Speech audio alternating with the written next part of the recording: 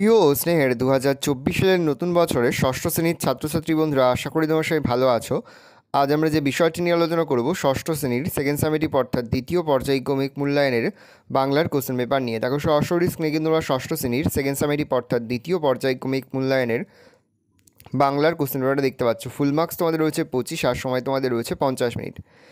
একের দাগে রয়েছে সঠিক উত্তরই নির্বাচন করো যে কোনো 6টি, প্রতিটি প্রশ্নের মান 1 করে 1 × 6 = 6। প্রথম, বসুধারা ব্রত পালন করা হয় যে মাসে? বৈশাখ, আষাঢ়, শ্রাবণ না ভাদ্র? উত্তর হবে বৈশাখ। প্রশ্ন, নির্জন হাটে রাত্রি নামিল একক ড্যাশ ডাকে? উত্তর হবে কাকের। প্রশ্ন, মূলত বৃত্তাকার সরলরৈখিক জ্যামিতিক ত্রিকোণ আকার আশ্রিত বর্ণ সমাবেশে রচিত হয় সাঁওতাল দিয়ল চিত্রণ? উত্তর হবে জ্যামিতিক। প্রশ্ন, পিঁপড়ে গায়ে মাখে ফুলের রেণু, ধুলোর রেণু, স্বর্ণরেণু, বৃষ্টির জল? উত্তর হবে ধুলোর রেণু। প্রশ্ন, ফাঁকি গল্প অনুসারে উয়ের শত্রু হলো ইঁদুর, কাঠবিড়ালি, কেঁচো না পিঁপড়ে? উত্তর হবে পিঁপড়ে। প্রশ্ন, চিত্রগীবের বাবা ছিল লক্কা, গোলা, সিরাজ না গেরোবাজ? উত্তর হবে গেরোবাজ। প্রশ্ন, পিঁপড়েকে কাজের লোক বলেছে সূর্য, বৃষ্টি, পাতা না জল? উত্তর হবে পাতা। প্রশ্ন, এক ভুতুড়ে কাণ্ড গল্পের লেখক যে গাড়িতে উঠে ভয় পেয়েছিলেন তা হলো টোয়াটো, বেবি অস্টিন, ফিটার না ফোর্ড? উত্তর হবে বেবি অস্টিন। পরের প্রশ্ন 2 থেকে রয়েছে অনধিক 20টি শব্দে প্রশ্নগুলির উত্তর দাও যে কোনো 5টি, প্রতিটি প্রশ্নের মান 1 করে 1 × 5 = 5। প্রথম, কবি কার কার থেকে চিঠি পেয়েছেন? কবি প্রথমে লাল মোরগে চিঠি পেয়েছেন, তারপর একে একে কবিকে চিঠি দিয়েছে চখাচখি, বাবুই পাখি এবং কোড়াকুড়ি। সবশেষে কবি তার খোকা ভাইয়ের কাছ থেকে চিঠি পেয়েছেন। বলছে হাটে সন্ধ্যা প্রদীপ জ্বলে না কেন? হাটে কেউ বসবাস করে না, তাই সেখানে সন্ধ্যা প্রদীপ জ্বলে না। প্রশ্ন, ওপারের লোক কেন এই পারেতে আসে? ওপারের লোক পসরা নিয়ে এ পারেতে আসে তাদের জিনিসপত্র বিক্রি করার জন্য। পরের প্রশ্ন, মাটির দেওয়াল চিত্রগুলি সাধারণত কোন কোন উৎসবে আঁকা হয়? উত্তর লিখবে মাটির দেওয়াল চিত্রগুলি সাধারণত আশ্বিনের দুর্গাপুজো ও কার্তিকের অমাবস্যা বা দীপাবলি এই দুই উৎসব উপলক্ষে আঁকা হয়। রয়েছে পিঁপড়ের চলার ভঙ্গিটি কেমন? পিঁপড়ের চলার ভঙ্গিটি ব্যস্ত মুদ্রা, অর্থাৎ একই সঙ্গে সুন্দর ও কর্মমুখর। প্রশ্ন, গোপালদের বাগানে কোন জাতের আমের চারা লাগানো হয়েছিল? গোপালদের বাগানে ল্যাংড়া আমের চারা লাগানো হয়েছিল। প্রশ্ন, এক ভুতুড়ে কাণ্ড গল্পে রেলগাড়িটা চলে যাওয়ার পর লেখক কী দেখলেন? এক ভুতুড়ে কাণ্ড গল্পের রেলগাড়িটা চলে যাওয়ার পর লেখক দেখলেন যে তিনি জলজ্যান্ত রয়েছেন এবং মোটর গাড়িটাও চূর্ণ হয়নি। কান্না শুনে দৌড়ে এলেন ঘাটে। কার কান্না শুনে কে দৌড়ে এসেছিল? ছোট্ট বাঘের কান্না শুনে তার মস্ত হলুদ বাবা দৌড়ে এসেছিল। পরের প্রশ্ন, হযবরল গল্পে অদ্ভুত জন্তুটার নাম কি? হযবরল গল্পে অদ্ভুত জন্তুটার নাম হিজবিজবিজ। পরে হচ্ছে কার গলায় সার্টিফিকেট ঝুলানো ছিল, তার নাম কি গল্পে? উত্তর হবে হযবরল গল্পে লম্বা দাড়িওয়ালা ছাগলটির গলায় সার্টিফিকেট ঝুলানো ছিল। গল্পে তার পুরো নাম শ্রী ব্যাকরণ সিং, বিএ, খাদ্র বিশারদ। 3 থেকে রয়েছে অনধিক 60টি শব্দে প্রশ্নের উত্তর দাও যে কোনো 2টি, প্রতিটি প্রশ্নের মান 3 করে 3 × 2 = 6। প্রথম, দিবসেতে সেথা কত কোলাহল। হাট কবিতায় দিবসের যে ছবি পাও তা নিজের ভাষায় লেখো। অথবা রয়েছে দিনের বেলায় হাটে কী কী ঘটনা ঘটে লেখো। তো লিখবে দিনের বেলা হাট সকলের জন্যই খোলা থাকে, সেখানে কারোর আসতে বাধা নেই, তাই সেখানে চেনা অচেনা অনেক মানুষের আনাগোনা চলতে থাকে। ক্রেতা হাইপেন বিক্রেতার মধ্যে চলতে থাকে কেনা বেচা ও দরাদরি।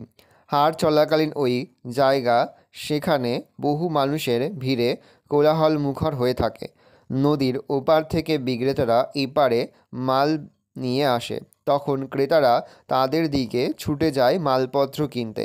বিকেলবেলায় হাট ভাঙার পর সবাই সারাদিনের হিসাব মেলায়, কেউ লাভের আনন্দে গাঁটে কড়ি বাঁধে, আবার কেউ লোকসান করে মনের দুঃখে বাড়ি ফেরে। এইভাবেই কবি হাটের দৃশ্য বর্ণনা করেছেন। পরের প্রশ্ন, কোন তিথিতে কৃষিজীবীরা কীভাবে তাদের গৃহসজ্জা করে তা লেখো। কালী পুজো অর্থাৎ কার্তিকের অমাবস্যা তিথিতে রাঢ়বঙ্গের কৃষিজীবী সমাজে অনেক প্রাচীন উৎসব পালিত হয়। এই সময় সাঁওতাল, ভূমিজ, মাহাতো বা কুর্মী, বাউরি, শবর ইত্যাদি গোষ্ঠীর মানুষেরা সমগ্র ঘরবাড়ি মেরামত করেন। তারপর তারা ঘর লেপামোছা করার পর গৃহাঙ্গনের প্রবেশদ্বার থেকে উঠোন, গোয়াল, ধানের গোলা বা মড়াই এবং মূল গৃহ বাসগৃহ সর্বত্র আলপনা দিয়ে সাজিয়ে তোলেন। দুদিনের ঘর বলতে কী বোঝো? উত্তর লিখবে, কবি জানেন এই পৃথিবীতে সমস্ত প্রাণী সামান্য সময়ের জন্য। এই মাটির বুকেই আশা আর ভালোবাসা নিয়ে তারা ঘর বাঁধে, সুখ দুঃখের মধ্যে দিয়ে জীবন কাটায়। তারপর সময় শেষ হলে সেই ঘর ফেলে রেখে পৃথিবী থেকে বিদায় নেয়। সে কারণেই কবি দুদিনের ঘর বলতে মানুষ তথা সমগ্র প্রাণীকুলের ক্ষণস্থায়ী জীবনকেই বুঝিয়েছেন। বলছে আম গাছটি কীভাবে গোপালবাবুর বাড়ির নিশানা হয়ে উঠেছিল। গোপালবাবুর বাড়ি ছিল পুরীঘাট অঞ্চলে। এই অঞ্চলে আম গাছ বিশেষ একটা চোখে পড়তো না, তাই তার বাড়ির পাঁচিলের ধার ঘেঁষে বেড়ে ওঠা আম গাছটি সবার দৃষ্টি আকর্ষণ করত। একই সঙ্গে সেটি ওই বাড়িটিকে বৈশিষ্ট্যের দিক দিয়েও অন্য বাড়িগুলোর থেকে পৃথক করে তুলেছিল। তাই গোপালবাবুকে কেউ তার বাড়ির ঠিকানা জিজ্ঞাসা করলে তিনি বলতেন, কার্যরী নদীর ধার বরাবর পুরীঘাট পুলিশ ফাঁড়ির পশ্চিমে যেখানে পাঁচিলের মধ্যে আম গাছ দেখা যায় সেটিই তার বাড়ি। এছাড়া পুজো বা বিয়ে উপলক্ষে অনেক লোক সেই আম গাছের ডাল বা পাতা চেয়ে নিয়ে যেত, ফলে বহুদূর অঞ্চলেও গোপালবাবুদের সেই আম গাছটির কথা ছড়িয়ে পড়েছিল। এভাবেই আম গাছটি গোপালবাবুর বাড়ির নিশানা হয়ে উঠেছিল। উত্তর লিখবে, পাখিরালয়ে বাসায় থাকার সময় ছোট্ট বাঘ পাখি ধরতে পারেনি। সে লাল ঠেঙ্গো কাঁকড়া ধরতেও ব্যর্থ হয়েছিল। সেজন্য শেষ পর্যন্ত সে তার কাঁদায় নেমে মেনি মৎস্য ধরে খিদে মিটিয়েছিল। পরে প্রকৃতির বুকে শরতের আশীর্বাদ কীভাবে ঝরে পড়ে।